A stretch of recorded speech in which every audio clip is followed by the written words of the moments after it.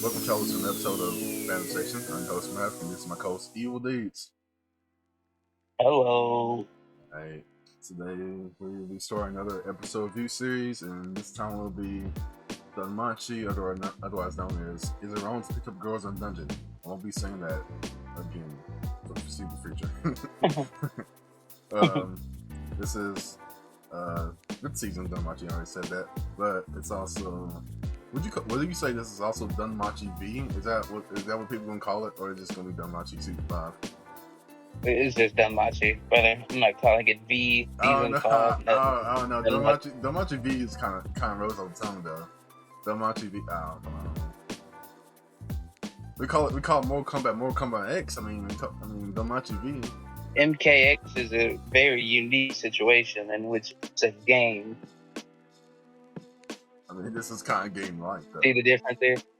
Also, the first game is called Mortal Kombat. It's and they're completely different. Okay. You see why they have to be different? What about them? Kind of. Anyway, what about Danmachi 5? I mean, you can't call it that. I will not be referring to it by anything other than Danmachi. You want to call it Danmachi Season 5 at least? No. Okay. That would be confusing. Like, man, that was great. That was a great first episode of Danmachi.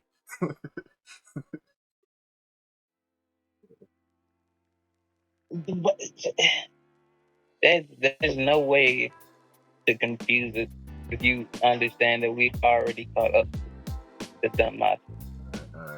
Alright. I digress. So this episode is going to be a little bit different from the normal episode. We'll be doing a retrospective from memory of all the past seasons and trying to see how we got here from the start of the series. Because I think it's been a while since we all started watching the series. Like me, these, and probably most of the audience. Because this series has been around since 2015, right? Yeah. It's been 9 years since the series started, and I think some details are kind of hazy. I'm not entirely refreshed in the whole series, but we can at least go through it in season 1 by 1 and just go over what we can remember and see if that gives you any insight on this season.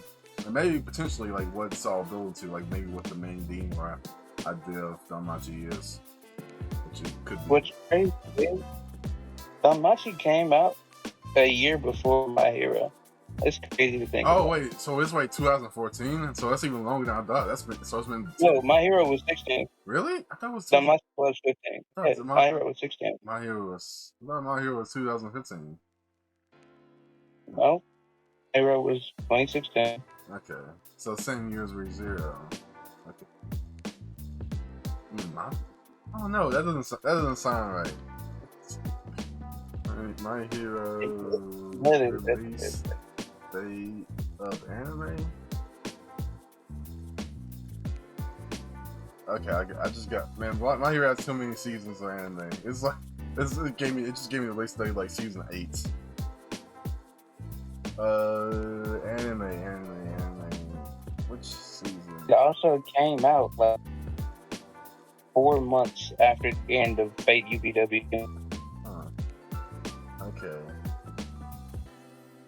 You're right. Sorry for doubting you. You're right. Well, it did come out 2016. Alright. So, by the way, before we start trying to see how each season relates to the main idea, what exactly is the main idea of Danmachi? Because a lot of series I can kind of tell what it is. I saw online which one is more important, the virtual or the real world or Attack on Titan. What's the cost of war? What do you really fight for? I don't know. One Piece? I'm not sure. What would you say the main idea of One Piece is? Being free? I don't know, freedom? Freedom? Yeah, freedom. Yeah. Probably freedom. It's freedom. Yeah. So most of them are you can probably kind of tell, or Dragon Ball. Strength, trying to get stronger, is a pretty good thing. Always seek for the next, challenge and stuff like that. But with Danmachi, I'm like, what it really is the main idea? Is it simply title? Is it wrong to pick up girls in a dungeon? Is that the main idea? Ironically enough, the title for Danmachi has absolutely nothing to do with the show.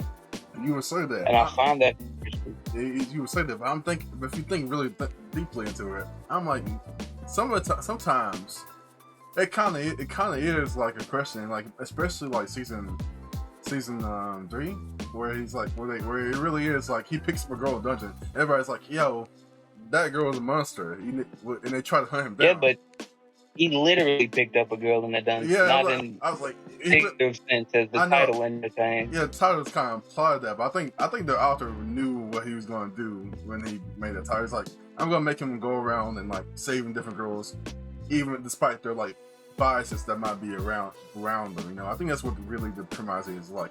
Is it wrong to help these girls out in the dungeon? As I think it really, I'm giving the benefit of doubt, but I think that's what the title really means. Before I just see it as journey becoming a hero. I don't know. Maybe that too, but maybe I can try to win you over to my point. After we get done with the retrospective over the course of that. But before we get into that, let's get into the news. First thing, Bleach anime gets 20th anniversary video with new animation. No, you haven't seen all of Bleach yet, but I mean, this is basically a video celebrating 20 years of Bleach, and it's the anime at least, and it came out in 2004, and I caught it up. I read the manga, like everything, extra chapter that came out like 2021. So I'm a pretty big fan. I've been watching the anime. It's great. But even I was like, Bleach doesn't really need a remake. I heard that a few times before, that how people want the anime to get remade. And I always thought, what's the point? I mean, we already got the anime. It's getting new episodes. We could like we don't need to go back. Who's going to rewatch all those episodes? But when I saw this trailer and saw them re-animating new scenes for the anniversary, I was like, maybe they have a point. Because when I saw that, I was like, at first it looked like a new scene, and I was like, wait, that's an old scene made in a new animation style. I was like, that's looking pretty crisp. It's looking pretty clean. I would go back and watch all of the anime if it looked like that all the way through. So I don't know. What's your thoughts on like remaking an old anime? You probably wouldn't cover it unless it was anime you hadn't watched it, right? I don't care about anything. I don't care about One Piece getting a reanimation. Yeah, me I don't neither. care about Bleach getting a reanimation because before I care about those, they need to give me what they promised me and give me Naruto. Just my little 4-episode miniseries for Naruto. That's it, man. That's it, bro. You give me that, then I'll care about you in One Piece. But until then, I don't care. Naruto is what I watched growing up. You're telling me that I had the opportunity to get 4 episodes of amazing reanimated, and we just don't not say nothing about it. We're not going nuts, a delay or nothing. We just gonna leave it be. Oh man, it's still home, bro. I can tell you right now, I mean this with all my heart. One Piece and Bleach do not deserve reanimations more than Naruto. I can't even say anything about that. I'm like, you're just wrong, but okay. I'm not. Alright, next thing. Wizardry Variants Daphne RPG launches for iOS, Android on October 15th in Japanese and English. Have you heard about this game? Nope. Okay, I'll just move on now. It's like a 3D dungeon RPG. Oh, so it's also gonna be a Steam boost, so you're gonna probably play it. Batman Ninja vs. Yakuza League anime film reveals cast visual for Joker and Harley. But Batman's getting an anime, cool. Next thing up, Nobusu Gundam franchise gets a trading card game. The game will launch worldwide in 2025. That's interesting. Physical? Huh? Physical? Yeah, I think it's gonna be physical. It would say specify digital, I think.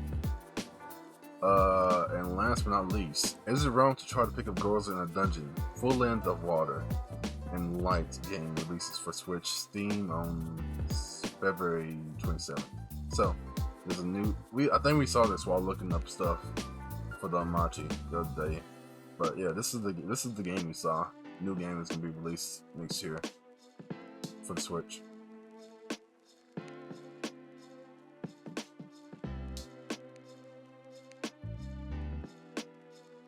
You think about playing it at all? Oh.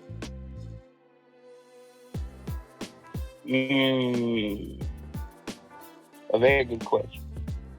It will probably be not, unless it's free to play. Probably not. It probably won't be free to play.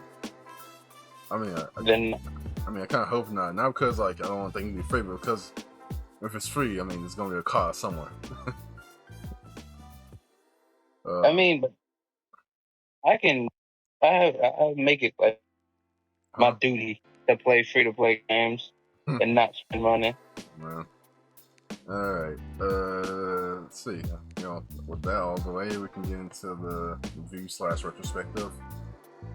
So I do want to mention before we start that Avatar: The Airbender has a game in the works. Whether it is good or bad, we'll get to see.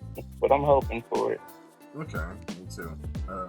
Okay, so first season of Danmachi, the one that came out first. Numero uno. We remember season 1, right? We all remember season 1. No. Okay. So season 1 starts off. Yes. I was just gonna go. That was a good segue. I'm like, okay, he ruined it. Okay, so how much do you remember? Since you do remember, like start us off from the first episode. First season, the first episode I know starts off with Belle returning to the slums or whatever they call it. When I say Astoria. Wrong. I remember the first scene. What? The first scene was Ainz saving Belle from the Minotaur. Oh, him getting saved by Ainz while in wet. And covered in blood. Yeah, bro? And covered in blood like a red tomato. This is ingrained in my memory. You don't even remember what you killed, do you? Huh? It was a Minotaur. You don't even remember what? Okay, fair enough. Oh, you're talking? Okay, yeah. But you don't remember where he went to after that? Well, he just told me. He went to go to Hestia where they were staying at church. Like a No. He actually went to the guild first, and he went to the store and then he went home. You don't remember? This is making stuff up. All right. I promise you. Maybe the guild part was made up, but I do remember him on the streets of the town before he went home. Wait, how else would he get home then? No, because he went shopping.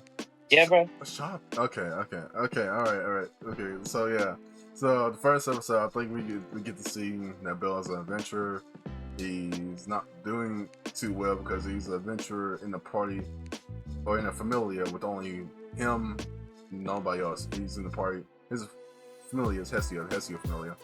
And I think I learned afterward that the reason Hestia doesn't have any people yet is because she just got to the surface, you know, because this is a world where gods have descended to the surface because they're basically just bored of being in heaven and decide to come down to like help out people and make them into adventurers, which is interesting. And apparently 90% of them are female. How you talking about the adventurers or the gods? Really? I think there's a pretty good balance. Yes. There's one dude. No, there's one male. No, two gods. It's Loki and what is his name? Loki's a female. Loki's a fit. Well, there's 99% female Well, god. there was a Motoharo's god, perching god. There's Yeah, that's the dude. That's the other one who. That's it. That's the other one with who has Oh like. yeah, the announcer. No. Yeah. Then there was also Oh yeah, the announcer one. Apollo. I'm not sure where you're getting this. Like this, I think I'm not sure you got that because there's also the one. Three of the at least 20 gods that we've met so far. There's also Soma, like Lily's like god that she had before. Who? Soma, the guy who was Lily's god before she joined the film Hestia Familia. That's also him as well. He doesn't even count. He was a drugged out. What was wrong with him? He didn't even run his guild. And then there's also the herb. There's also the potion maker. There's also the potion maker who's friends with Hestia, who has that one familiar member who's in love with him as well. That's also him. Like there's a pretty good amount of male gods in the series. There's also Apollo. I think I might have said him before. But yeah, there's a good amount of male gods. Who's other? Ganesha? Yeah, Ganesha, the one with the elephant mask. Ganesha is the announcer. Yes, that's the one I said. Yeah. So that's a good amount of. There probably is more female goddesses, female gods, but yeah, it's a good amount of male gods too. I think it's more like 60-40 than like 90%. But anyway, that's pretty much basically gods came down, turned people into adventurers.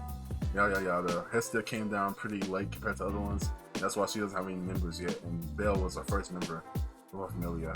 And Belle has only been an adventurer for about a month or two at this point, so he's also really new to being an adventurer. And first season basically like Belle just getting stronger with the goal of trying to reach Ain's level. I'm not sure exactly why, but I think it's just a natural. He just naturally wanted to be on the same level as Ain's because he developed an infatuation for her. I think once he gets to her level, pretty sure he wants to get strong so he can ask her. Yeah. I'm not. I was thinking, wait, why does he think that's he has to do that? But I think he just made it up for himself. I guess he just made it up for himself. So yeah, he wants to get strong so he can ask her out. Pretty simple. I mean, pretty true to the premise of is it wrong? It's like a pretty straightforward idea when it comes to the premise. Like, is it wrong to pick up girls in a dungeon? So yeah, so he's just trying to get stronger, and he runs into Lily first, who was first his supporter, like carrying stuff for him when he like defeats monsters and like getting drops for him. Turns out she was like trying to backstab him because of her familiar is like kind of a bunch of drug dealers. but Belle decides to help her anyway, and helps her like I can't remember, but I think he helps her like avoid punishment. Like, what's Bella actually? Can you remember Lily's story? Oh, I forgot. I know Bella ends up helping. I know it's man. Yeah. It's been entirely too long. I'm trying to think. I know she tried to backstab him. I think they tried to set up a trap for him too to steal his stuff, and he ends up helping Lily too, like saving her and him at the same time, which makes her fall in love with him. I think that's basically what happened there. And then afterward, like Lily starts helping him all the time. Basically becomes like an honorary guild member, familiar member. I mean, and then he meets Wolf. Wolf doesn't really have that much of a tragic beginning to their relationship. He's really just a cool dude that Belle decides to get help from and stuff. He's also from the Hephaestus family, so he's I don't even think he decided to get help from him at first. Didn't Hephaestus direct Wealth to help Belle? At least at the beginning? Yeah, maybe. But I know he definitely went on adventures with Wealth, just normally. I'm not sure what they did that later. I know that. It was definitely in the first season. He went because Wolf can't fight. He was helping Belle in the dungeon too, not just make weapons for him. So they just, it was really it was probably one of the most normal ways two people started hanging out in an anime I ever seen. I think I don't remember anything really tragic happening or dramatic happening between him and Wolf. It really was just they just started going to the dungeon together. So yeah, him, Wolf, and Lily basically form this like unofficial like familiar party before they even become part of the same familiar. At this point, I was not sure if anybody was going to join the familiar, if it was just going to be him and Hestia alone forever. What about you? Can you remember what you were thinking back in during season 1? I don't know. I was wondering how they were going to get away from their familiars. Yeah. Cause I was like, they both were part. Because I think Lily, I was like, oh, of course she's going to just leave her familiar, but she doesn't do that immediately in the first season. And Wealth doesn't do it. Wealth didn't really have a reason to leave his familiar, so that made sense. So I wasn't sure if they were ever going to join, but it was like I thought it was like it's all right. I mean, they don't really have to join as long as like he has people that he can work with, as long as he's not like soul leveling or something, you know. But anyway, they go on adventures. Eventually, they go down to the dungeon. I think Hestia accompanies. Oh yeah, I forgot to mention Freya, how she plays into it. Freya notices Bell somehow. She forgot how she does, but she notices him and takes interest in him, how he's growing so fast and stuff. And he tries to put him through certain tests in order to like just to see his potential and what he's made of. And one of the first tests, I'm trying to see which one was the first test. I think the Minotaur was the first test she put him through. Where she basically gets her strongest guy, Arthur, who's like the strongest adventurer in Oreo. Hey, was that not later? Was that not season? No, this was season 1. That's the same Minotaur he ends up fighting in season 2. Yes, this is the same Minotaur. So it's like this happens in the mid part of season 1. I remember this vividly. She gets her top adventurer, Arto, who's like the top adventurer of all Arario, because he's the only level 7 ever. Well, not ever, but he's only level 7 in the city, as far as we know.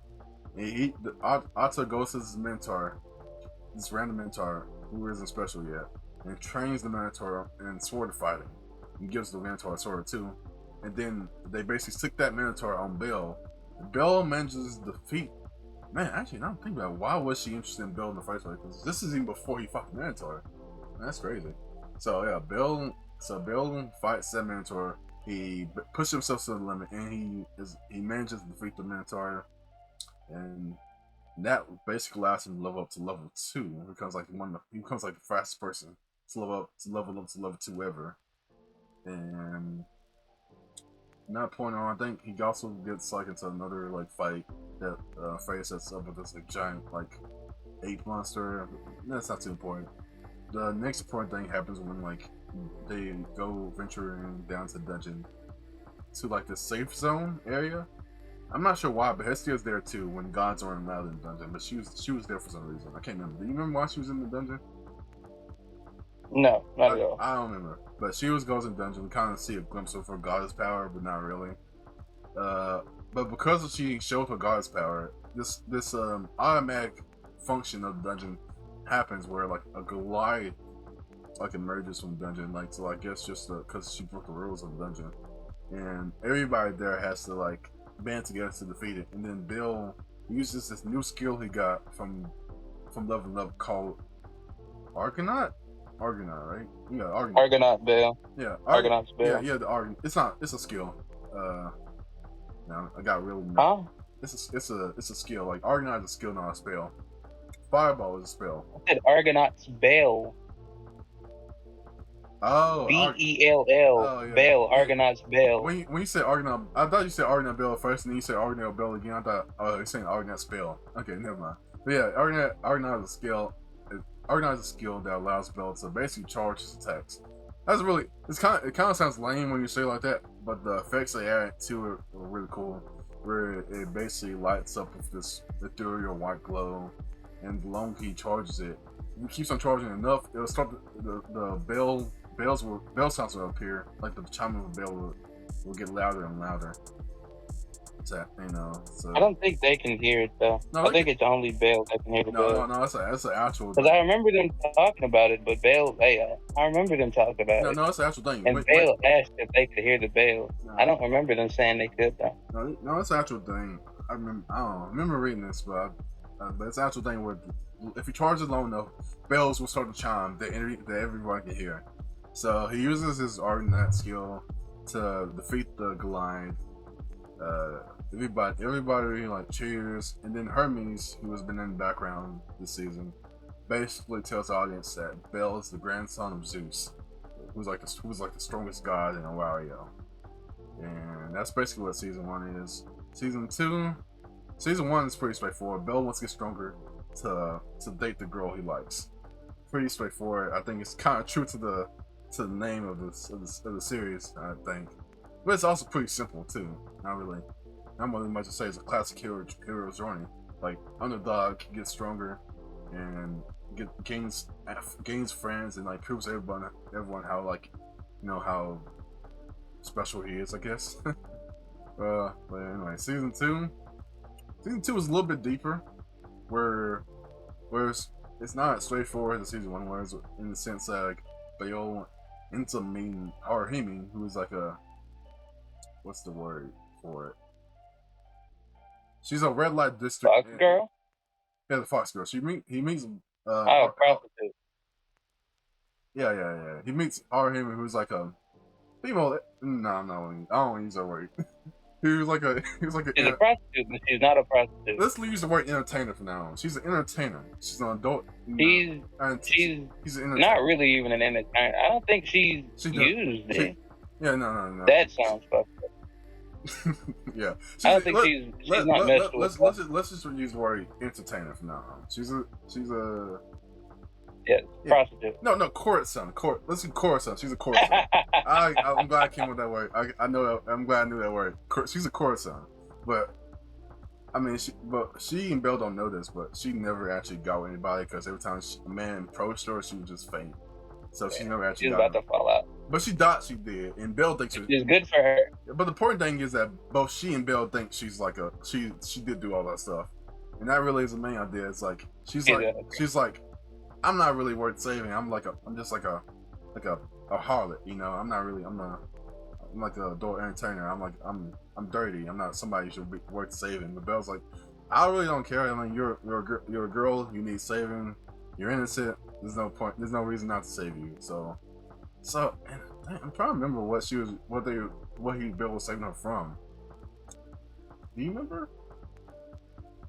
It wasn't her specifically, because I'm pretty sure this leads to them running down the alley, and it was an attack on the red light district. I can remember. I think it was Freya, because if I ain't mistaken, no, I think that comes at the end of the season. I don't know. I don't remember. I do know Freya attacks that season, because Ishtar, I think, is killed that season. Yeah, I think Freya. I think Ishtar was going after Bale, and then oh man, it's such a complicated season, I think. But I can't remember exactly. You think they were chasing? I think they were something chasing them in the red light district. I think they were going after Belle. I think Ishtar wanted Belle for herself, and that got Haruhime involved, and then it kind of ballooned from there. But I don't know, it's very confusing. But all I remember is that Belle got into a situation where he basically had to save Haruhime from her own familia in a way. So. And then we find out Haruhime has a special spell that allows her to basically level up people temporarily. Yeah, Belle ends up saving her from whatever thing we came in, and then she joins their. Oh wait. No, she doesn't join until later. She goes with. Oh, I can't remember her name. She has the big sword though. Aisha. She goes with Aisha, and then Aisha eventually hands Haruhime to Bale. I think it happens all. I think it happens all in the same season. Yeah, it happens all in the same season. It does. Yeah. So, but yeah, we also forgot the first part of that season, which was much shorter than that would be. You remember the God game or the war game they had with the Apollo Familia? No. Okay, yeah, it was only like 3 episodes, so yeah, it makes sense that you forgot. Yeah, that was like I think I'm gonna reread Danmachi because I don't remember anything. I'm I not. say reread, but I didn't read it in the first place, so I'm gonna read it Yeah, because I already watched the season. This has been so long. yeah. So the first part of that season has a war game with Apollo because Apollo also wants Bill. I'm starting to see a pattern here. I'm starting to I'm see assuming, like, I don't know, I was like, I'm starting to see a. because they all gave him the name Rabbit's Foot. I'm starting to see a pattern. It's not like it was just one person. I was like, I'm starting to see a pattern. Like every season, it seems like the conflict is because somebody wants Bill. So this season, like Apollo wants Bill at first. Apollo sees Bill and he's like, I want him in my familiar because Apollo has a habit of seeing people he thinks are interesting or. If I'm not mistaken, Loki also announces his hate for Bale due to Einswall and Whatsit loving the thing. Or, yeah, because around this time, Einswall and Whatsit was paying attention to. I gotta stop saying her name like that. But she was paying attention to Bale, and Loki didn't like that. Okay, alright. But yeah. So Apollo wants Bell because he like has a habit of picking people who thinks are interesting or I don't know or special. That's basically how his familiar's form. He finds somebody and he's like, I want you to join my familiar, and just basically forcing them to join if they don't want to. And he's picked Bill, so the war game is basically him saying, if I win this war game, I get Bill into my familiar, and then but if I lose, like my familiar gets disbanded, which is stupid. I mean, why would you even agree to those conditions? But he did, and this is what forces Wealth and Mataharu to join Hestia Familia because only Familia members can participate in this war game, and Bell would have to go against the whole Familia by himself. So they decide, Bell has helped us all out a lot in the past season, so we'll help him out this time. Mataharu I didn't mention, but They did it. Mataharu I didn't mention before, but in the first season, Mataharu's party had been caught in a monster parade, a monster pass, where a bunch of monsters were going in a direction, and Bell helped. No, wait a second. I think they were going. They were getting chasing monsters, and they basically ran past Bell, I think, and he got stuck fighting those monsters, I think, or something like that. Basically, Mataharu inadvertently kind of ended up putting Bell in a situation where he had to fight a bunch of monsters, while her party got away. So she kind of feels guilty about that, I think. So he decides to help Bell out by leaving her familiar to help the Hestia familiar. Well, also, I think just good friends with Bell, I think, and he appreciates Bell's like courage and like enthusiasm. I think they rubbed off on him. So he also wants to help Bell, so they both join the familiar. That's how we get our first new familiar members. Them helping Bell in the war game. I think. Oh yeah, also Lily too. Lily basically begs someone to let her get out of her familiar. And she even goes so far. She doesn't. Does she? Yes, she does. Because the dude was already strung out, if I remember correctly. He doesn't actually come to senses until after that.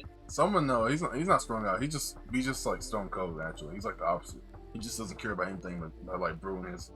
All he wants is to brew his like beer, man. That's all he wants to do. Brew his like sake. That's all he's about. I count that as strung out. Okay, yeah, but he doesn't even show much outward emotion besides like brewing his sake. So that's like really all he cares about. So Lily goes to him, and it's like, hey, will you let me leave my familiar to help out Bill? And he's like, well, you gotta pass my test first. She's like, and the test is basically she has to drink some of the sake, and if she can resist the overwhelming addictive power of the sake, she can join the familiar. She does that, and he's so impressed. I think he even gives her some kind of reward too. I forgot what it was, but yeah, he's so impressed. Like he's like, yeah, you can leave, and I'll give you some extra too. So yeah, that's how we get first in the members of the film.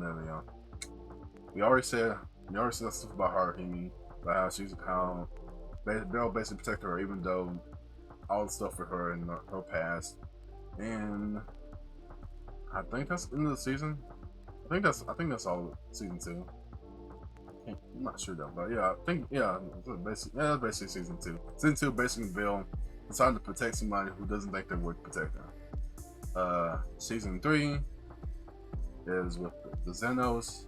We meet Winnie, the Xenos are basically monsters who appear out of dungeon but have human-like intelligence and like personality. So Winnie is one of them. I forgot what exact type of monster was, but it's kind of like a fish girl in a sense, I guess, or more like a dragon girl. Gotcha. Yeah. I do not think she's a fish girl, bro. They have scales, I guess. I was thinking scales, but yeah, she's like a dragon girl, basically. Belle finds her in the. I don't think she's a dragon girl either. No, she's definitely like more like a dragon. She has scales, wings, fangs and stuff. Yeah, she's that's kind of basically a dragon girl. I don't think she's pretty fighter, but I guess if you really want to be specific, no, it's basically dragon is the closest thing. Because like I was gonna say bat, but like bats don't have scales. Either. If I'm right, then hold on. No. Yeah, because I was thinking she was more of a harpy. No, she has like bat-like wings. She's more like a dragon than a harpy. Yeah. So anyway, Bill finds her in the dungeon. She's similar to Alamia's. Yeah, which is like a snake, so, like a reptile. Yeah, half human, half snake. Yeah. But yeah, so yeah, she's a reptile girl. Let's leave her at that. But yeah, Bill finds her. He decides to take her out of the dungeon to protect her. I think because she was being hunted down by some people that we find out are like part of this like group, like the oldest group. This is like this labyrinth Gnosis. This group like this connects to this thing called Gnosis. Gnosis is basically this secret labyrinth that connects to the dungeon and also around Aurario that people can like go in and out of and use like a secret passageway. So these people in Gnosis are hunting down monsters and like selling them. It's like outside of Aurario, and she was being hunted down, and Belle basically takes her and wants to save her. Takes her to the surface. There's little problems, like she cuts him accidentally, but overall she's a nice, innocent person. And I think the Gnosis are still. He stumbled all over Ryu. Well, we gonna get to her season, man. She hasn't. This is an overall. Her debut season was a lot before this. Wasn't her debut season No, she was. At least season 2? She wasn't just that important in season 1, I think. I mentioned before, she wasn't super important until first season, She was important. She wasn't really important, but she wasn't important enough when we were doing just like spark summary of each season, Wasn't she called to help in this season? She was called to help in season the previous season. Yeah, she was. Was she? She's actually been pretty important. She's helped them a lot, actually. Was she throughout the season? She might have been in the war games for season. No, she wasn't. I don't think she was in the war games because she didn't have a card. Yeah, she couldn't be in the war games. But she helps out a lot. But like, she wasn't important enough to mention yet, man. I was going to bring her up later, man. I don't know. I knew she appeared before she's important, but I'm just doing overarching. I couldn't. It's easy to leave her out, man. It's easy to leave her out. That's all I'll say. Where was I though? I was talking about season 3. So yeah, the Gnosis are trying to find Winnie. I think they managed to do so. Or Belle goes back into the dungeon to like reunite, to connect Winnie with the other Xenos. He gets involved with what they call it. Fails like the skeleton. Like he used to be a human, but like he found a way to be immortal and became a skeleton over time or something. Wait, is this middle of the season or end of the season? This is middle of the season. So yeah, he we are in fact forgetting that Winnie actually was living, like she was cooling outside of life. And I think Bale even tried to get her publicly respected. But something happened and people turned on Winnie. I can't remember. I don't think so. Because everybody. It's a secret. The Xenos are still a secret. So it's not he. Well, not necessarily that, but something happened to where the Hestia Familia was, starting to get hated by the public because they were accused of hiding her. No, yeah. What I think what happened is that like they saw like Bill protect her when she like went berserk. That's like that's before. That's way before. That's way after. I mean, that's way after. That's towards the end of the season. No, because there was something. I know that happened, and Bill had to fight for his life after that. Yeah. I just don't remember if that was the middle of the season or end. Because if it's the end, then it was definitely the Rhino that he fought. I said Rhino, Minotaur. Yeah. But if it was the middle of the season, he was still getting boxed, and I don't know who could have done that at that time. It was a Gnosis. Gnosis were hunting Winnie. So I think they eventually decided to take Winnie back to the dungeon so she can like live more freely. Because like when she's in unsavory, she can only be in the house. They can't take her out anywhere. So they basically decided to turn her to the dungeon and like connect her to the Xenos. Do like Fails as an intermediary, and Xenos are pretty cool guys, just like regular people, but monsters. So they talk like regular people. They have thoughts, emotions, feelings, and stuff. This takes them by surprise. They like get adjusted to it. They decide to have when they stay with them, which is a good idea. But the Gnosis are hunting them, which causes problems. So they basically get involved in trying to protect the Xenos from the Gnosis hunters. I think this somehow leads to like when I think they have some kind of control device that controls monsters, and I think they by using this they basically make Rena go berserk, and she escapes to the outside. So Belle has to protect her, and then the whole Aurelio gets in on a mission. The mission is like a mandatory like quest that everybody gets put on to stop. Really? Had to explain what a mission was. I mean, it's like a legit term. Like there's like a mission is like literally a quest that the Aurelio leaders can put on everybody. Oh, the guild can basically issue a mission to make everyone like to do something. Like it's like something you have to do that the guild can make you do. I think that's what a mission is. Yeah. Yeah. Okay. Yeah. But like like how just the most basic definition of a mission. They make. If you know what a mission is, I'm amazed at the fact that you have avoided that term for all of your years on this earth. It's like a dungeon. It's like a dungeon. Sometimes like okay, it makes sense. This is a dungeon, but also it's like dungeon can be a weird term. Where it's like it can refer to like open fields that like it can refer to caves. It can refer to like like underwater. Like it's like if you know what dungeon is, you can kind of get a good idea what dungeon is, but like it can be different, But anyway, never mind. I digress. So everybody gets on the mission to take out these monsters that are invading Auraria, at least in their mind. That's the thing is going on. And guess who is a part of this mission? The Loki Familia, along with the Irons. So Bill gets put in a situation where he basically has to go up against Irons. His like main motivation and stuff, his like crush and stuff, while trying to protect Rene, who's going berserk, which is a really tough situation to be in, to put it lightly. And this ultimately leads to Rene. I'm not sure how, but she ultimately ends up dying in Bell's arms. And Fells comes in with a quick save, casts like Phoenix down on her. Pretty cool moment. Everything pretty goes fine afterwards. The Xenos take Rene back into the dungeon. They defeat the Gnosis.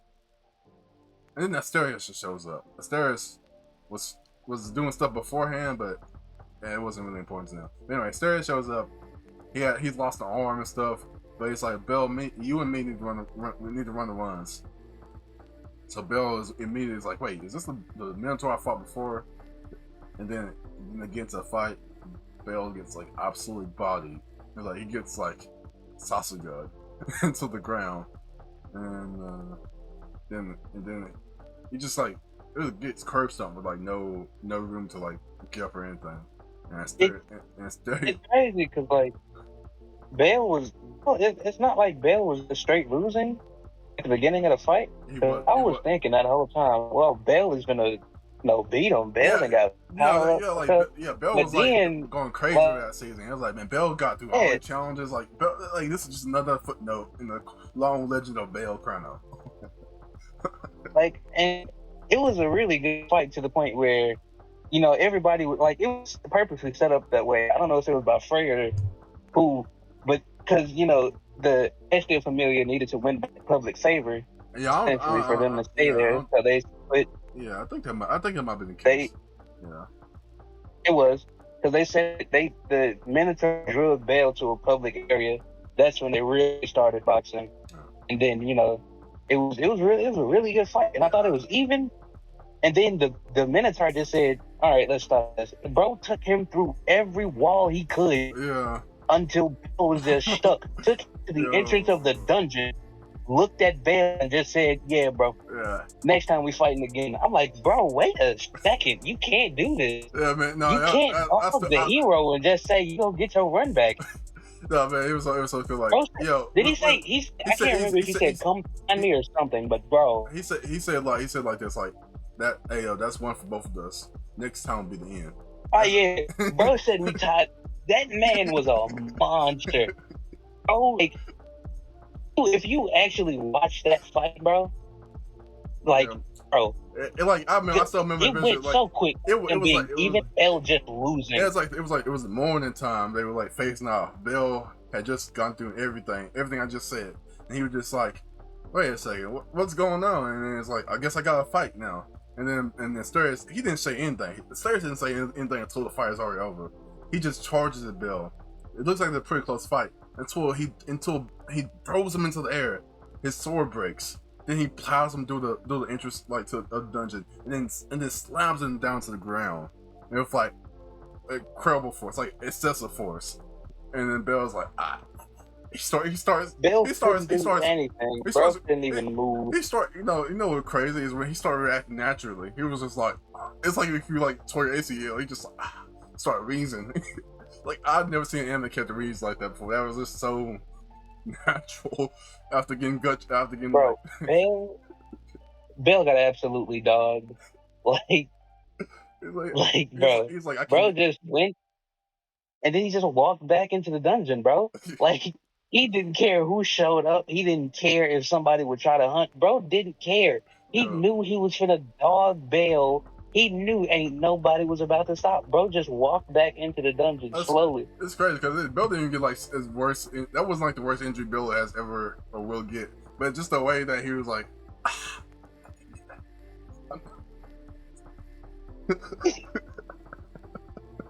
mind you, Bell is called Rabbit's Foot. Bell has survived 3 seasons with luck and skill. So like there's absolutely no reason to assume that Bell is about to get stomped by this Minotaur that he's fought before. Yeah. Man, I'm gonna watch the scene right after this, man.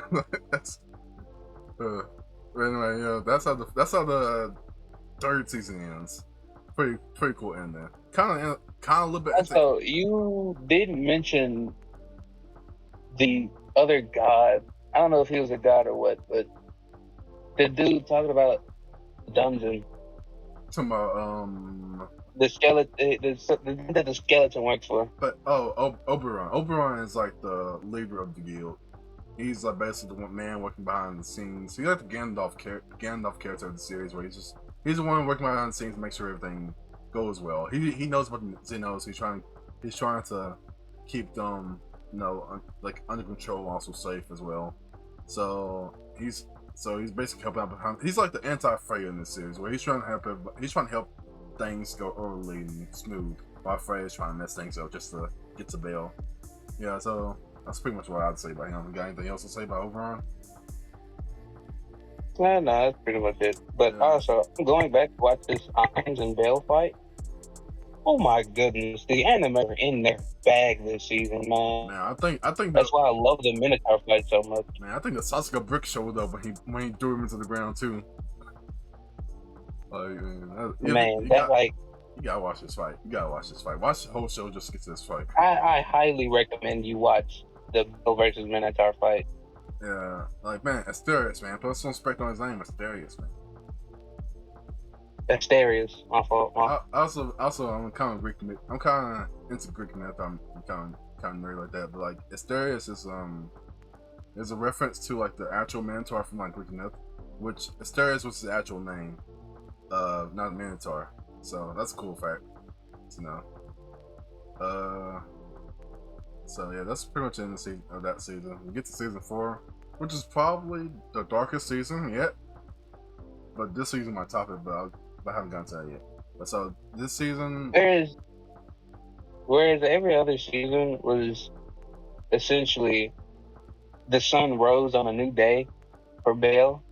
This season was after the first day Bale lost.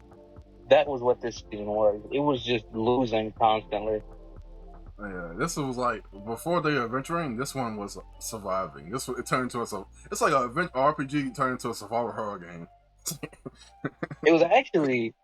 It's actually kind of poetic considering this is the rebound of him losing to Asteria. Because he didn't start the season losing. So this season Oh yeah, started. this season started pretty happily. I remember it was pretty happy go lucky. Like Yeah. we're gonna do our first expedition as a familiar. We're gonna go as far as we can. Bell gets his new I don't know. Bell gets his new unicorn sword and everything, unicorn knife and stuff. Man, they were having fun. So the first part of the season, not even really the first part of the first core of this season. It starts with the familia in a mansion. They have a mansion now. They Don't remember how they got it. They had mentioned ever since season two. Two? Yeah, they won it. They beat the familia. Apollo family. Yeah, when they beat him in That's what I was thinking. they got all their stuff, so they got the mention then too. Yeah. Yeah. So they have the mansion. They have they have all their members. Yeah. And wait, we can do a quick list. I think we can do a quick list of all the members. We got who got started? Let's start with Mohara. She's least impressive. I'm just joking. But she kind of no, Lily is least impressive. Okay, we got Lily. Lily does nothing. Well, yes, all disrespect. She's a prom, basically. It's like a hobbit from the Lord of the Rings. Lily's just a carrier. Carrier? I don't know what to call it. She carries everything. She carries stuff. She literally has skill that allows her to carry heavy stuff.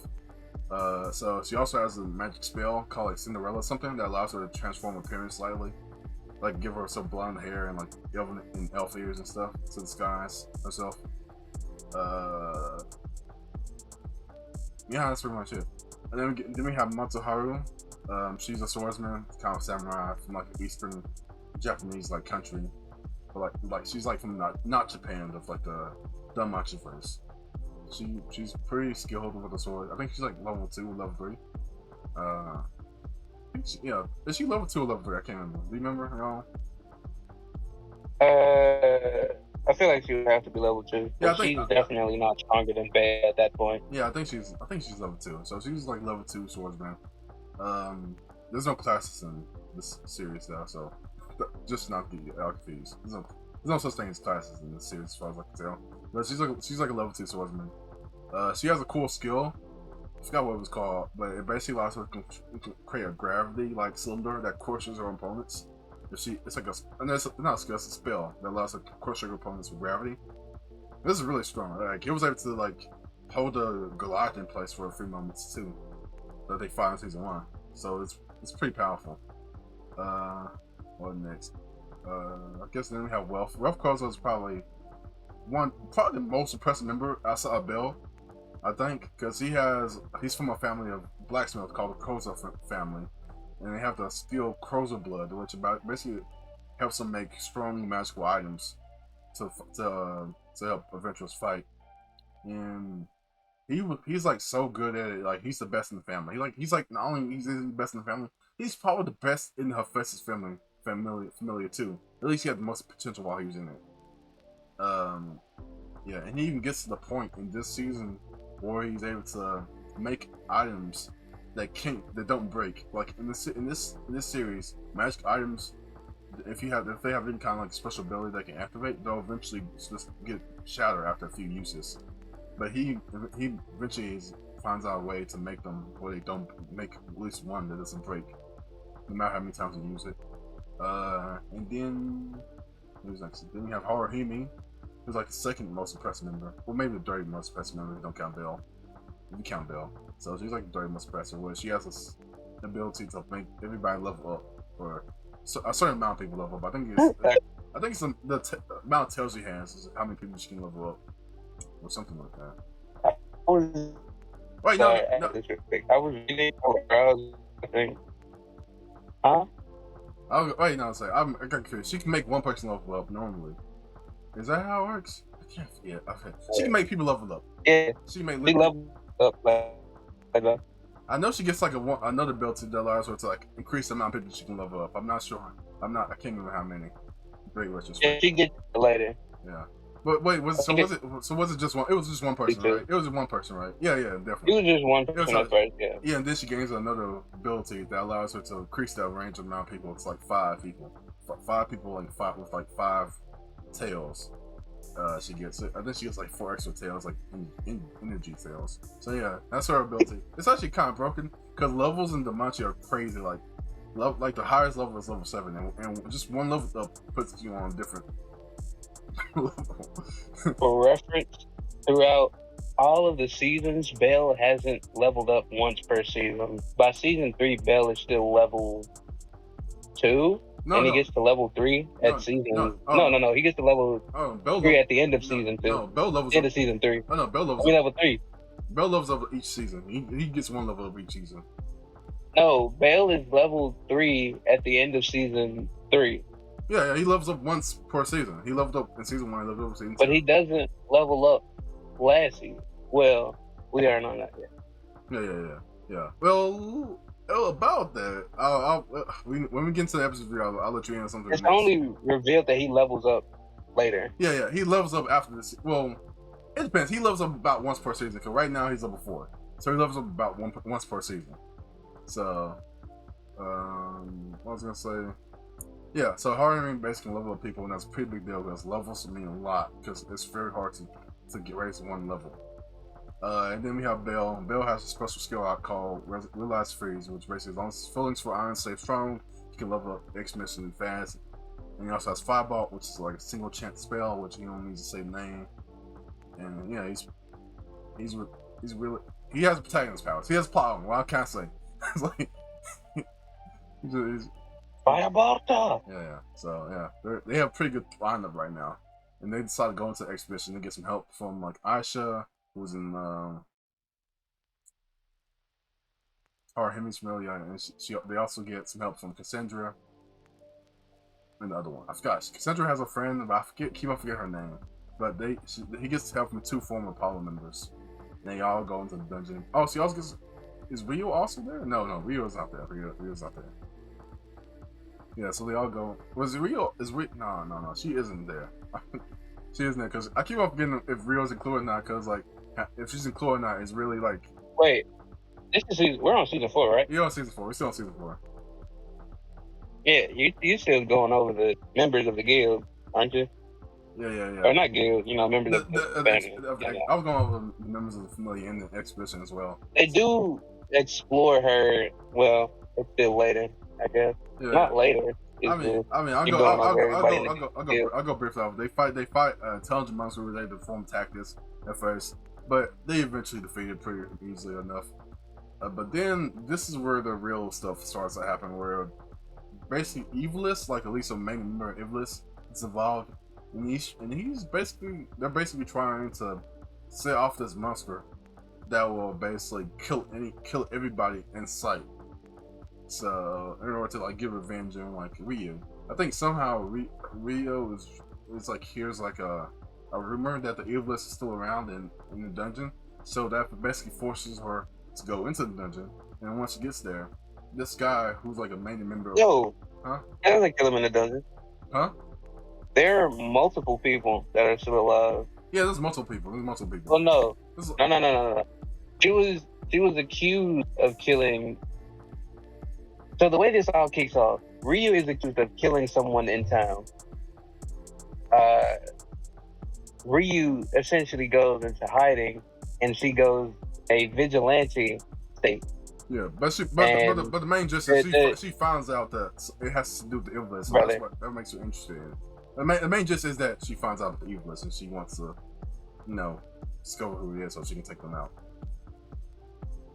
He's not shown, brother, until like later. This is pretty early. It's like Ryu, that's like episode 3 or 4 by the time. Ryu isn't actually shown until like after we figure out, or not after we figure out that he's evil, but it's after they enter the dungeon. Yeah, but they don't go into the dungeon together. Yeah, but she was they go into the dungeon as a search party. You're right, but she was doing her own thing separately from them, even though they were doing their own thing. Huh? She was doing her own thing separately from them. They didn't go into the dungeons together, but she went to the dungeon as well. No, they couldn't. They were a search party. That's what I'm saying. Wait, what? What are you trying to say? Oh my goodness. This season starts off, the reason they do all of this is because the evilest dude killed somebody in town. Wait, no, they don't go. They don't go on an expedition to for the evilest reason. They just go on an expedition just to go on an expedition at first. No, they don't. Yeah, no, they do. Well, at the beginning, they do. The beginning, they do an expedition. Okay. I think you're right. They came back to search for Bill and Ryu, but that was no. Yes, they do. They come back to search. Hold on, bro. Hold on. After the team does a small expedition, they come out to a dead body, and the town is up in arms because they don't know who killed the person.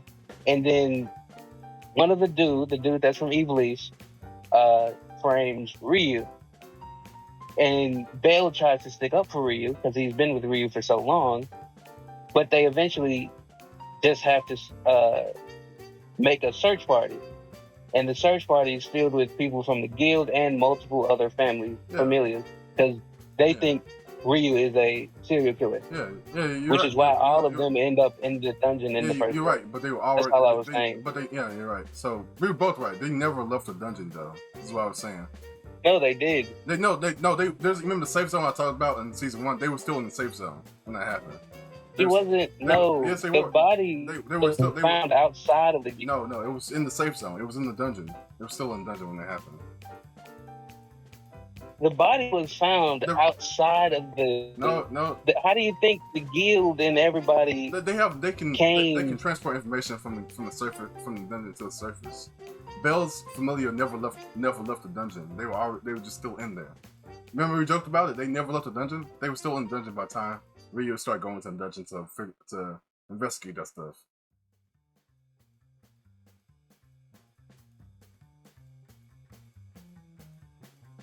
Yeah. So I don't remember them being. Maybe I am wrong. There's a safe zone that it's confused because there's a safe zone that's like a town where people can just do normal stuff. So it kind of feels like you're not in the dungeon anymore. So, but the reason that they were able to help out Ryu was when she went back because they were already there to begin with. So anyway, Ryu is tracking down Iblis. The important part is Ryu is trying to track down Iblis because Iblis is the people who killed her familiar before in the past, and she went on a roaring rampage of revenge to get back at Iblis, and she basically used a lot of dirty tricks and killed a lot of people along the way, and that basically made her banned from being an adventurer. So she got stripped of that status, and she couldn't be an adventurer anymore. So she ends up on the street in Seer. I'm not sure we mentioned her before, but Seer is one of the waitresses at this bar. Seer finds her and basically takes her in and makes her a waitress at this bar, and that's how she became a waitress that Belle and company gets to know. Anyway, so she's trying to track down Iblis. They lure her into the trap. Belle somehow gets involved somehow. Oh man, I didn't even mention the mermaid. I don't know. I'm not mentioning her. Forget her. Yeah, but Belle gets lured to this trap too. he blows some bombs up into the dungeon, which basically sets off another defense mechanism. And this like spiny like dinosaur monster. I'm not sure how you describe it. How would you describe this monster? It's like some kind of skeletal dinosaur, right? Yeah. Yeah. I don't really think there's a better way to describe him. Yeah, so like the skeletal monster like shows up, and this thing is strong. Like it one shots like pretty much anybody goes against if they're not like level 4. He doesn't necessarily just show up. The dungeon creates him. Yeah, the dungeon as a method to prevent. So if the dungeon takes too much damage, the dungeon uses this monster as a way to eradicate whoever just did that much damage to the dungeon. Yeah, it's like an inside body, basically. So yeah, that's how they explained it. Yeah, so this I kind of stole that from them. So this monster basically is the same monster that Iblis had caused to appear before, back in the past, and it basically wiped out Rio's entire guild of Familia. It shows. I don't think they did it on purpose. Crazy enough in the past. It was done by mistake because they were stupid. Yeah, probably. I think they were still doing evil stuff. They were doing evil stuff, and because the justice. Her previous guild was the Justice Guild, so that guild went to stop the evil guild. Yeah, they were all about justice. So they were the Estrella Familia, which was the Estrella Familia. Estrella is the goddess of justice in actual Greek mythology, so their guild was all about enforcing justice. So they naturally were opposed to Iblis and trying to stop them. I think Iblis probably tried to lure them to an ambush in self-explosions, which inadvertently caused that monster to appear. And it killed her whole guild besides her, and that's why she went on a rampage against Iblis, and that's how we got to this current situation in season 4. Anyway, he does that thing again. They fall down to the deep floors, and this monster also shows up too, hunting them down as well. They don't fall down to the deep floors yet. Okay, it's a summary, man. It's a summary. I mean, you gotta explain how much of a problem this lover. So after he was summoned, the search party was still grouped up, and Ryu didn't show up yet. Also, Bell's Familia wasn't with him. It was just Bell and the search party. But when the monster showed up, he slaughtered everybody. Like, there was a group of at least 30 adventurers there. All of them were not, like, they were decently leveled too. And they just got slaughtered. Even Bale, who, he lost to Astrion, but I didn't know. Like, I didn't think he would lose again. Bro got his neck snapped. Bale got his neck snapped. Like, genuinely snapped. Like, bro, it's such a crazy thing to happen to Bale. Yeah, I might need you watch this. Bale got his neck snapped, and he got tossed to the side. And then I don't think his neck got snapped as far. No, it got snapped. I don't think so, because he would have died. I remember it got snapped because I was like, whoa. I think she. Oh yeah, it got snapped because he tried to block it.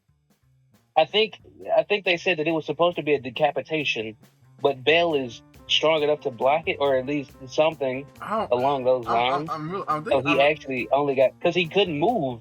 Bale couldn't move after that. He got healed. I can't remember how he got healed, but he got healed. You might be right. I can't remember. I mean, he might get healed somehow. But I was like, yeah. I'm not sure. Yeah. Let's go with that for now. Remember, this is from memory. We're just going from memory.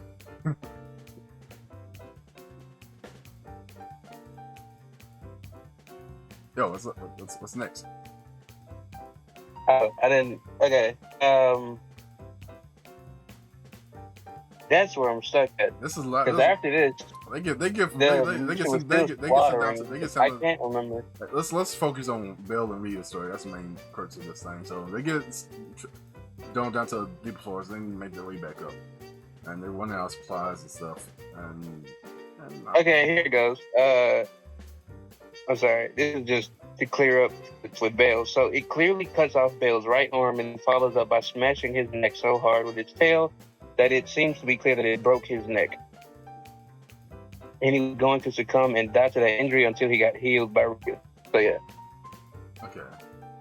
Yeah. Also, I think doesn't his arm get reattached using the mermaid's blood too? I cannot answer that question. Okay. Let's move on. So they basically try to survive the deep floors while trying to make their way back up. And one of the things I remember most about was they run into this coliseum, where monsters where monsters fight each other endlessly, and every time the monsters die, they just get resurrected immediately. And this is just a place we try to avoid at all costs. So you come down here because there's no point in fighting because they just keep on resurrecting, and they have to get through this thing where they had to basically fight all the monsters there, get past this, while all this time while they're facing monsters like they're like higher level and getting hunted down by the skeletal monster, the skeletal familiar wiping monster, and eventually I'm trying to remember how this season ended. Oh man, I didn't even mention the part where the rest of the familiar is fighting this two-headed Hydra thing. And it took them like 5 episodes to beat. But yeah. Let's just say the season ends up they get through a lot of fighting, and they eventually manage to defeat this monster with everybody's help. And this season is really the season where Ryu falls in love with Belle. I guess how it relates to like the main idea, reason wrong to pick up girls in the dungeon is like Ryu kind of blames herself for what happened and like surviving. She's kind of like, if this thing kills me, it kills me. I mean, I kind of deserve it. And Belle, with Belle's like help and like words, she kind of gets over that, and she's like, okay, maybe I do deserve to live and stuff. I'm saying a lot less poetically than the show did, so, but that's the gist of it. Basically, learns to forgive herself, live even past that guilt. And so and that kind of leads us into season 5, which maybe it might tie. I hope this is 24 episodes, because if it is 24 episodes, it might top season 4 for me. Do you think it will be 24 episodes? It might. It seems like I don't know. It might simply due to the whole. Like it's that because it's a festival. And festival, I feel like festival seasons are only 12 episodes usually. Yeah, I mean, sometimes some of these heavier seasons can be like only 12 episodes. I mean, I still remember My Hero Academia's like Chahiseki arc or the whatever you want to call it, Overhaul arc. Yeah, it was only 12 episodes. I'm like, oh, all right, I guess. Okay, I guess. And that ended with a festival. yeah. That's why I thought about it. I was like, I don't know. I'm excited, but at the same time, the last review what you did, the series kind of the arc kind of petered out way sooner than I thought it would, and then just. To be fair, that was a 24 episode season, though. Yeah, that's what I'm saying. It's 20, but last season was 24 episodes, and it was good all the way throughout. That was like really good all the way throughout. Wait, I was talking about My Hero. Okay, yeah. I'm talking about like slime. When we did time, remember how it started off at first was like with the fight, but it only ended up lasting 7 episodes. Yes. I hope that doesn't happen. Okay, so I hope we get 24 episodes, and I hope this arc is a whole 24 episodes. I mean, I think slime is very unique among light novel and anime or manga because. Slime is an incredible amount of yapping, and I know there are some manga and a lot of light novels that also have an incredible amount of yapping. Yeah. But usually when it's time to fight, they'll actually fight. But Slime likes to do business first rather than fight first.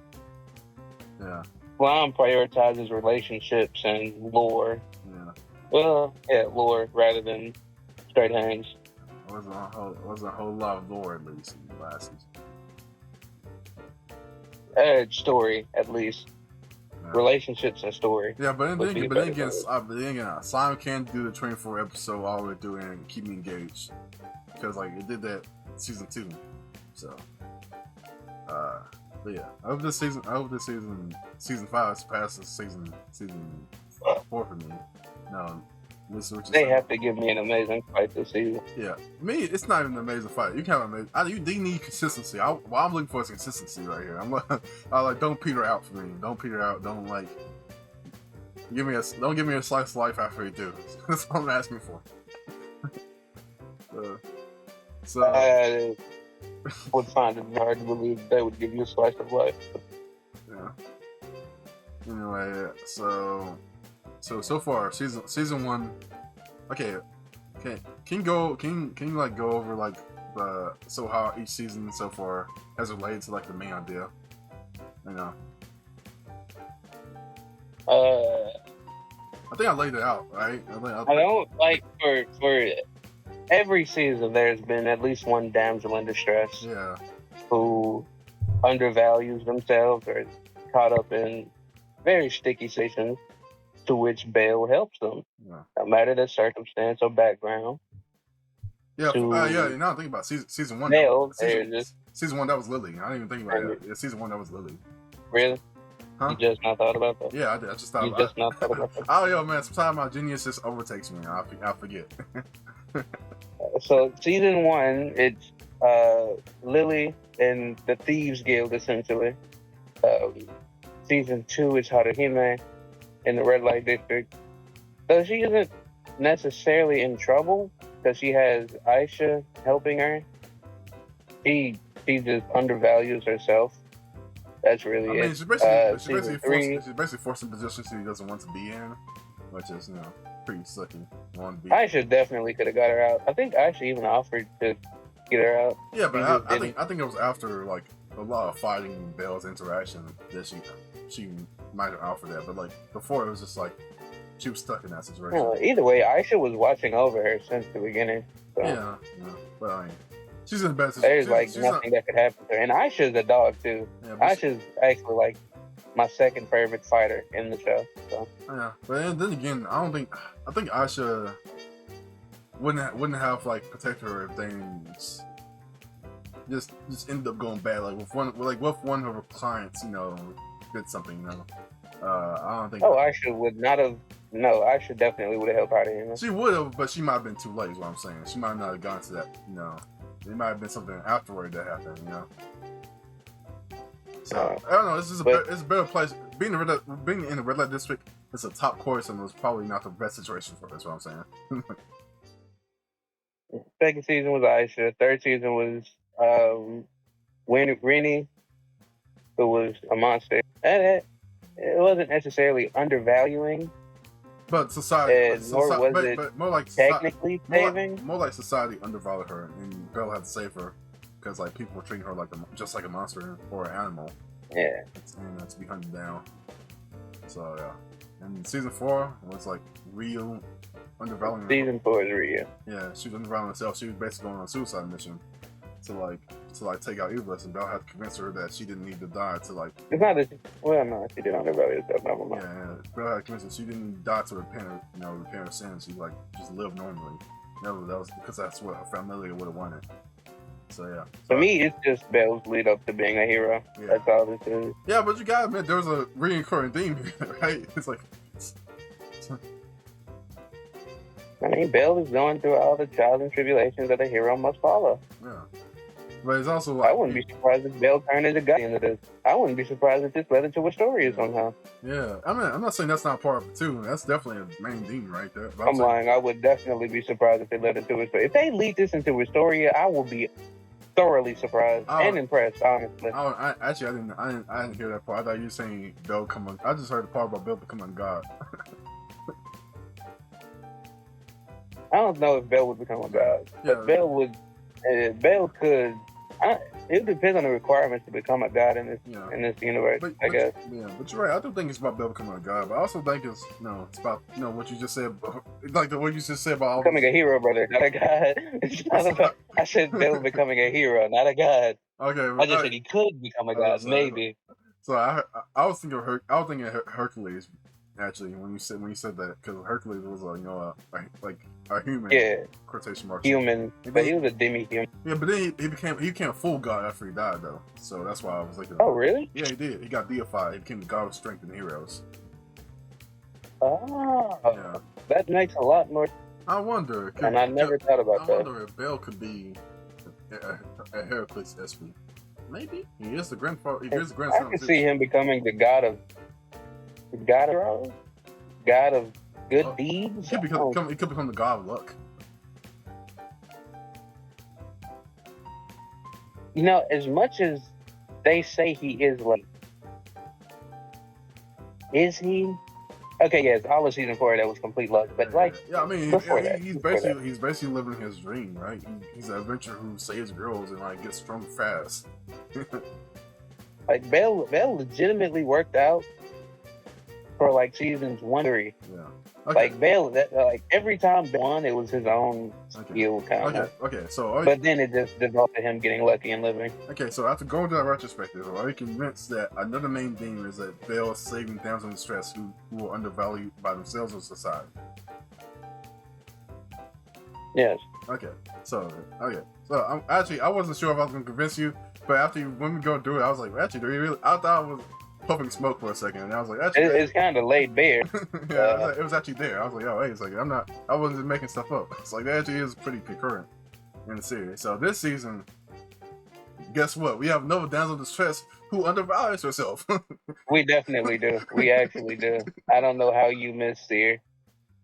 Well, this is her season. Seer. So yeah, I brought up Seer a few times, but basically Seer is this waitress who has an uncanny similarity to Freya for some reason. I'm not sure why. I think it's the hair. I think her hair looks gray, and Freya has gray hair, so that kind of makes you think about those two together. So anyway, so should I go into should I do the episode review or should I do the retrospective first? Or I can't do a retrospective. The season hasn't come out yet. So should we go into the episode review now? Yeah. Okay. Oh yeah. Man, what are we doing on time? Oh man, this is gonna be the longest episode ever. Okay, so this will be our review of Danmachi season 5, episode 1, titled Seer. So. Wait, is that actually the name of the episode? Yes, it is. I checked. So the first scene is of Seer crying in a field of flowers. She thinks to herself about past Bell and like how she became infatuated with him, and she's like, she wants to like find out if she's in love with him, and if she is, like, can she be freed from the shackles of godhood? Which is like, I was surprised by how straightforward what they were. They basically just spelled out, yes, Freya and Seer are connected in some way. Like, this is gonna be the heavy season. This is gonna hurt you in the feels. This season is gonna be heavy. Like, they came out there straight out of the gate with it. They weren't like hiding or anything. It's like, this is what the season is gonna be about. And then the next season is basically Hestia telling everybody who loved up. Lily and Haruhi both lived up to level 2.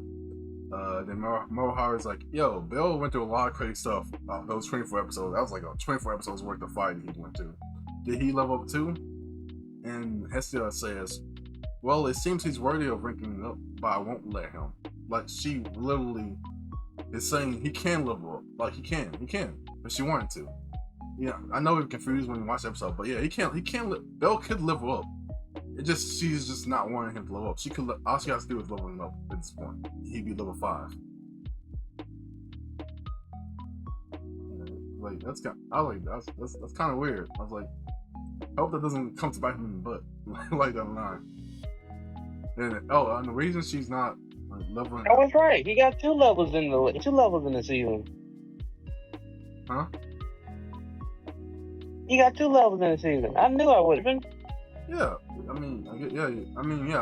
thought you were saying he levels up less than you would think. Yeah, but yeah. So he levels up fast. He levels up like once per season at least. Last season, like, he kind of leveled up. Wait, I think he started season 4 at level 4, and then he gets to level 5 at the end. Technically. Yeah, he did. Yeah, so.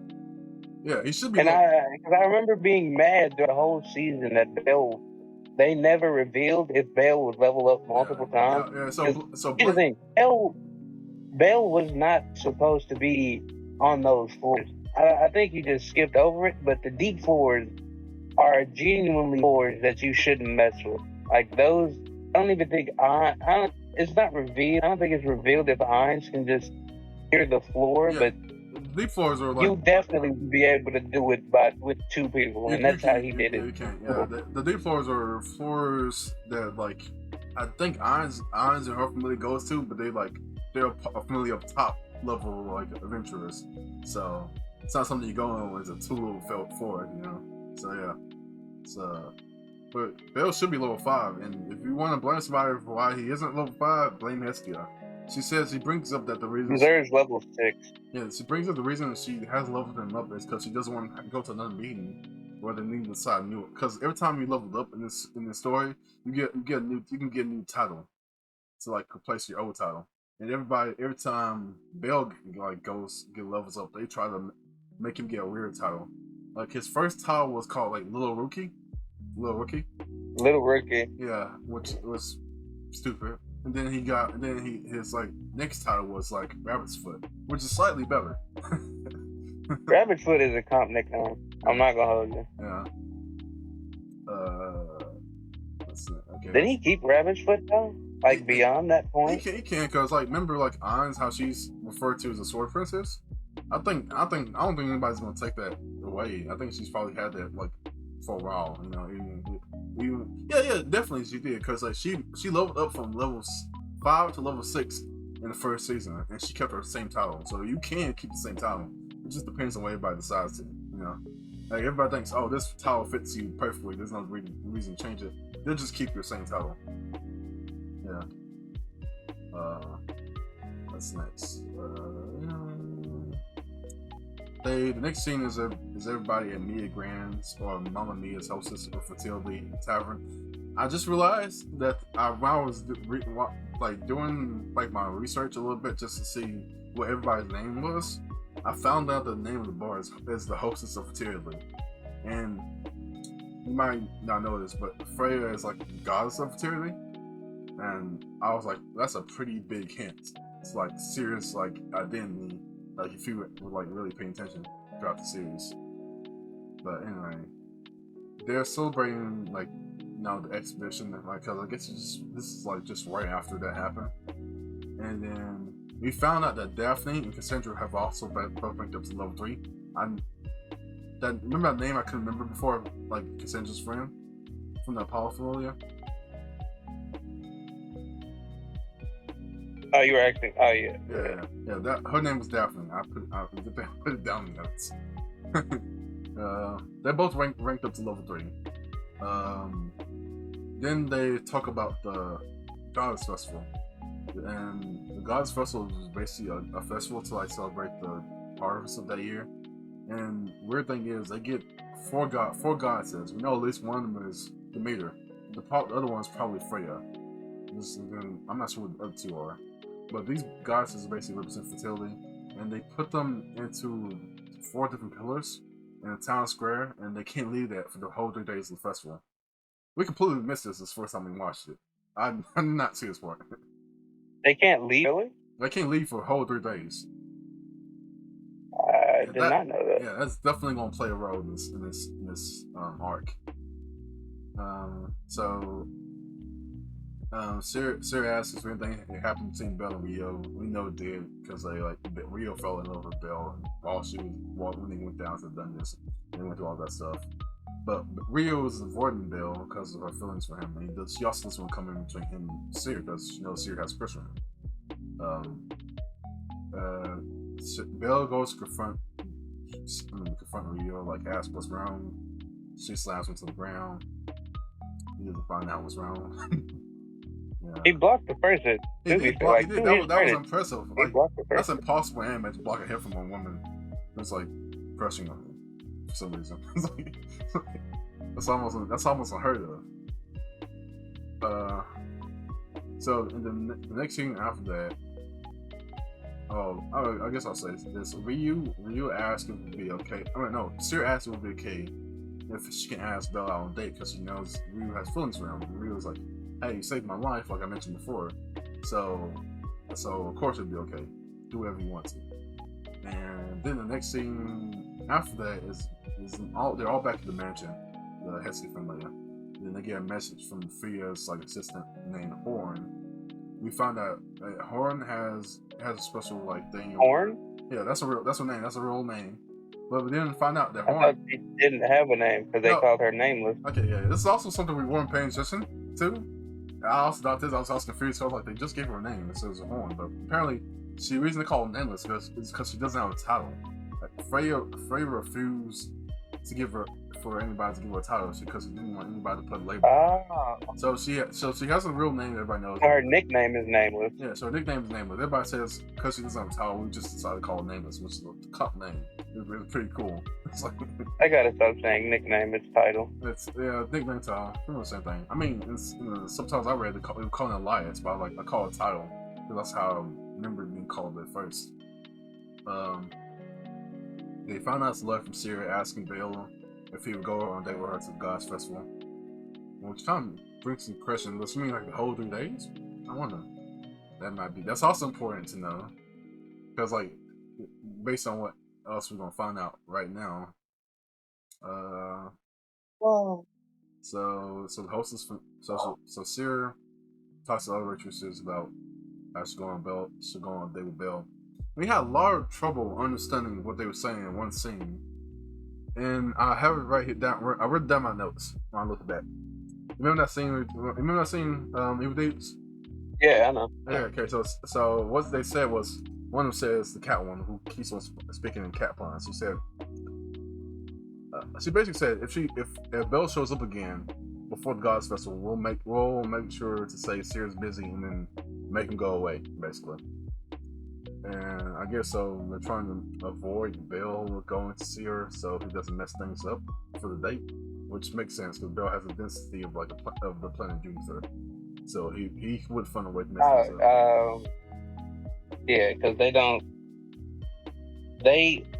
What is it? Seer doesn't think Belle took it serious. Yeah, and we know he didn't take it seriously. He was trying to find every excuse to say this is on date. Yeah, then we get to a scene of the Freya Familia with Arthur and like some other characters we haven't really met yet. We see like Hogni, who's a dark elf, another elf, Alan, who's a lycanthrope, and a pair of quadruplets that are prums like Lily is. Prums are basically hobbits, like I said before. So we have like 4 hobbit brothers in this Familia. We talk in unison. And Arthur says something pretty interesting. He says, "I gathered you here for one reason. Our honorable patron, Lady Seer, to be specific, will be going on a date with Belle Crennel."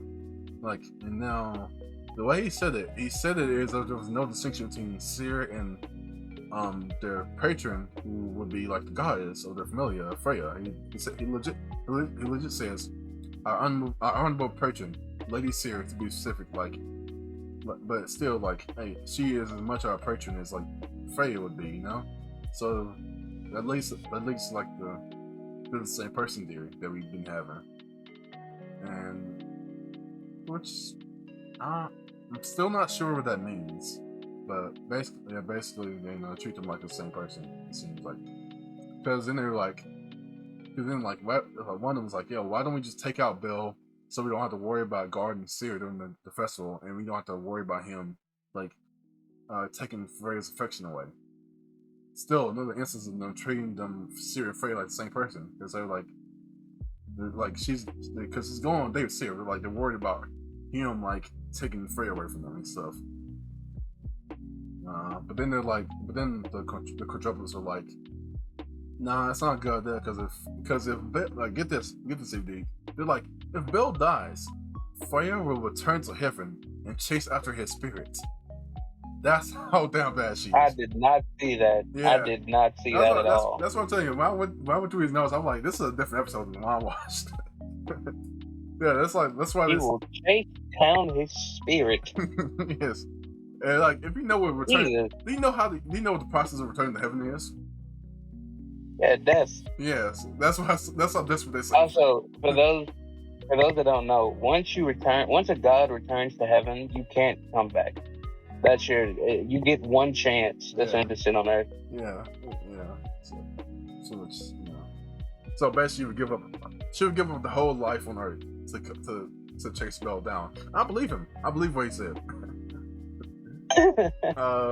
So the next thing, Freya has been watching this man since the first season. He doesn't care. Now you said like that. What if she's been watching him since even before that? That would be hard to believe because the first season is, like you said, much after he actually became an adventurer. Yeah, but like actually, I guess you could, considering his relation to Zeus. Yeah. God. Also to clarify, they don't make the distinction a lot, but Zeus is not Bell's biological granddad. Bell's, oh man, I'm not sure if this is cool or not, but like, you probably wouldn't. I guess you wouldn't know. But Bell is basically I'm not sure what part they wouldn't know. Didn't his parents die and he was given Zeus? Yeah, let me. I'll just say this might be a little bit spoiler, so this kind of here is possible spoiler. Disclaimer here. So wait, Zeus was the old man that lived on his own, right? Zeus was his grandfather. Okay, yeah. So okay. Possible spoiler disclaimer here. I learned like a long time ago that Bale's parents were in Zeus's familia. And I'm not sure what happened to them, but that's basically why Bale thinks of Zeus as his grandfather. But Zeus isn't actually his like biological grandfather, though. But biological. Yeah, his parents were just in the same. Well, he is now. Yeah. His parents were just in Zeus's familia. But anyway, spoil it over if he is one.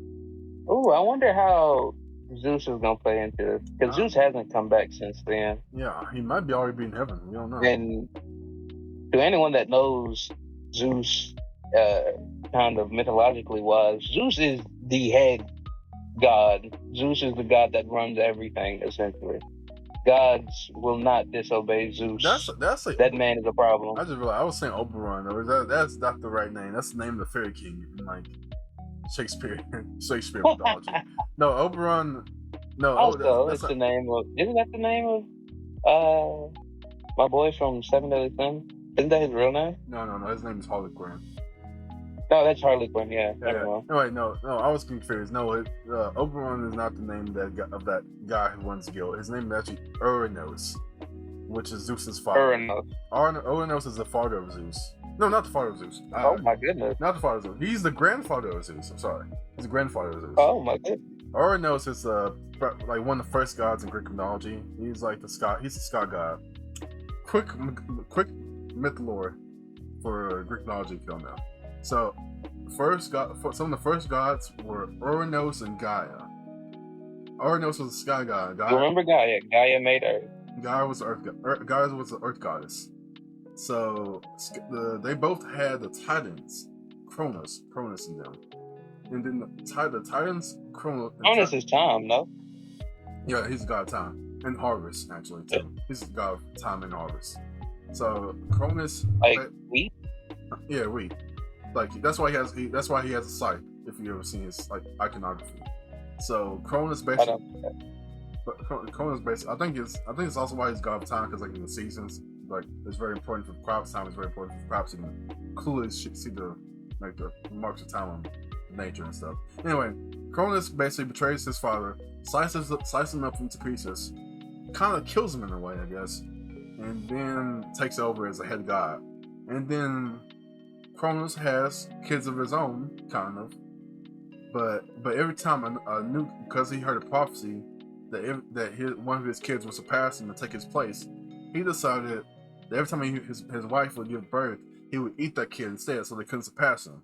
So he ate all of his kids, besides the youngest. And that youngest kid, do you know who that youngest kid was? Zeus. Zeus was the youngest one. Zeus actually managed to get away. His like mother tricked Cronus into eating a rock instead of him.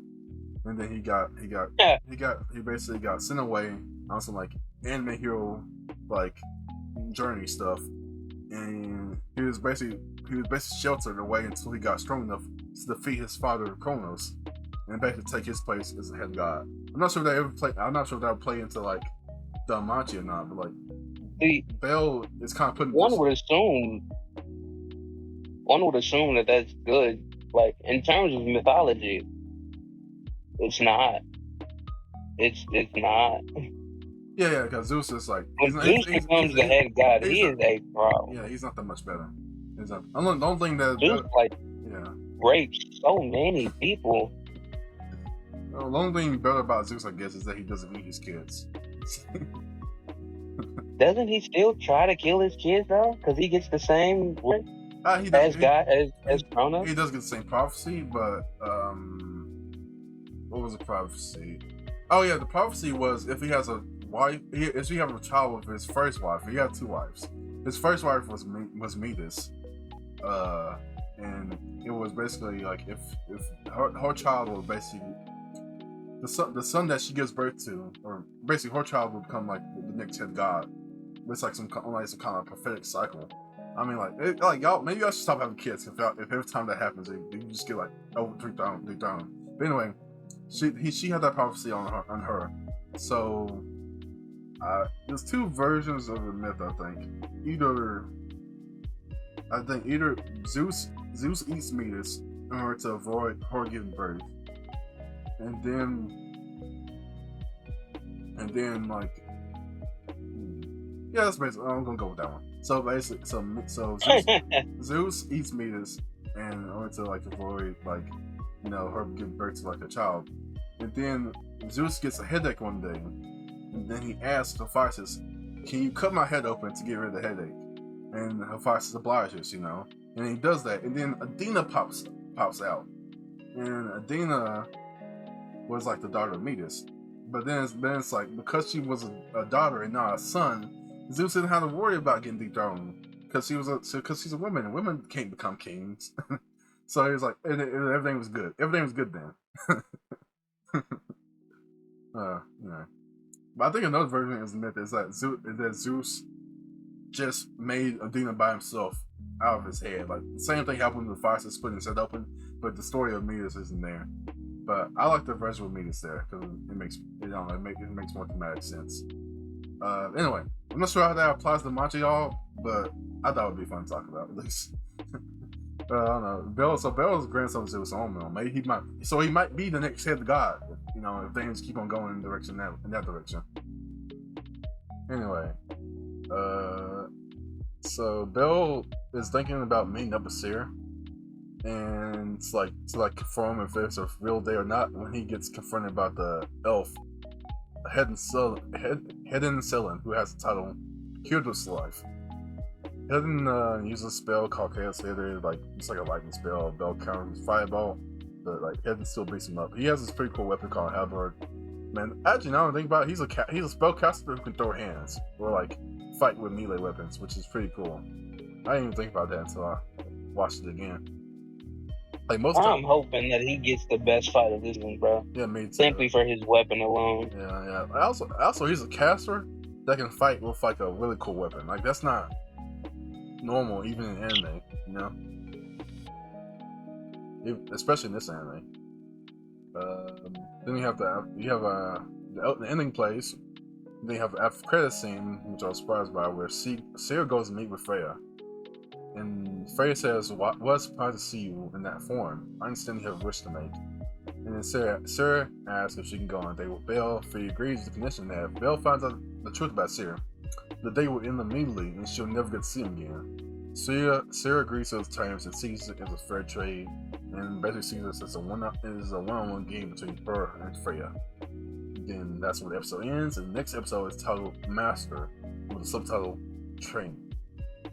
So overall, I'll probably give this episode 9 out of 10. I give it 9. Yeah.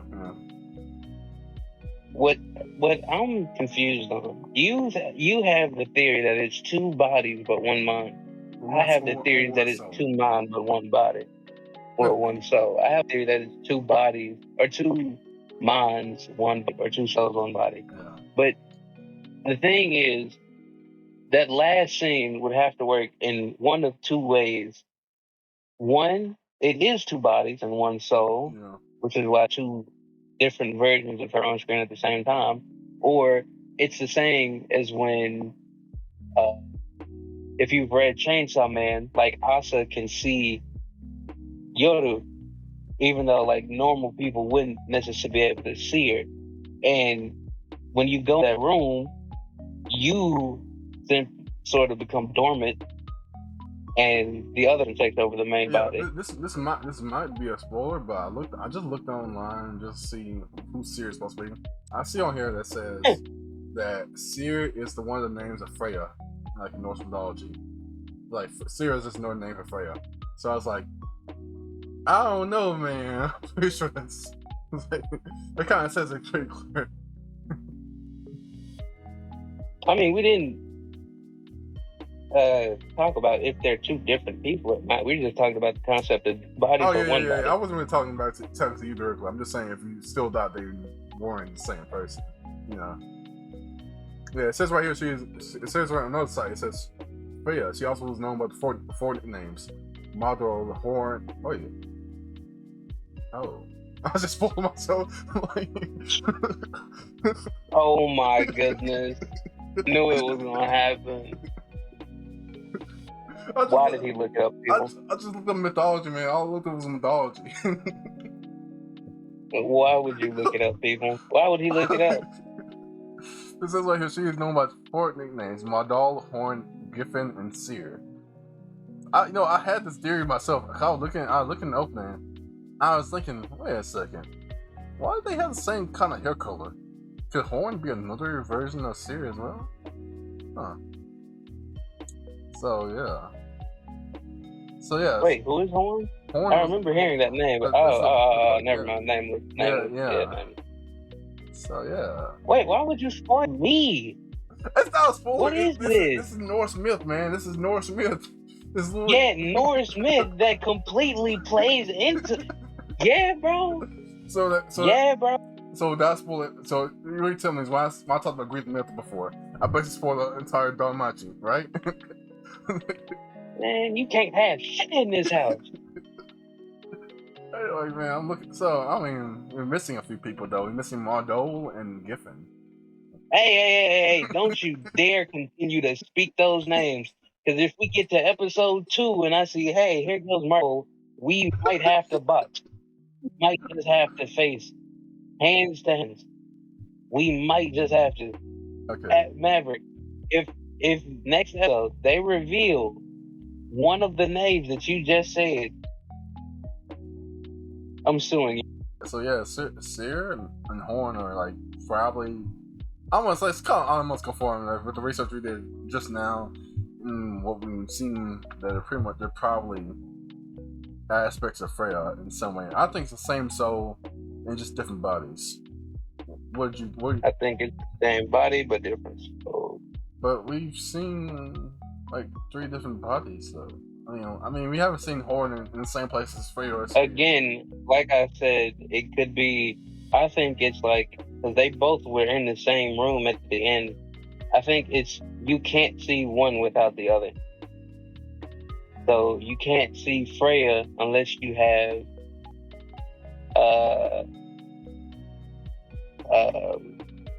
Seer.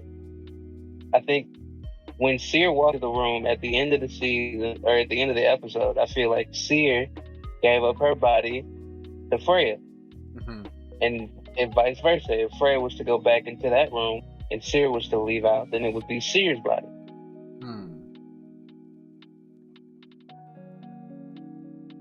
So you're basically saying they have to swap out every time one of them appears to other people.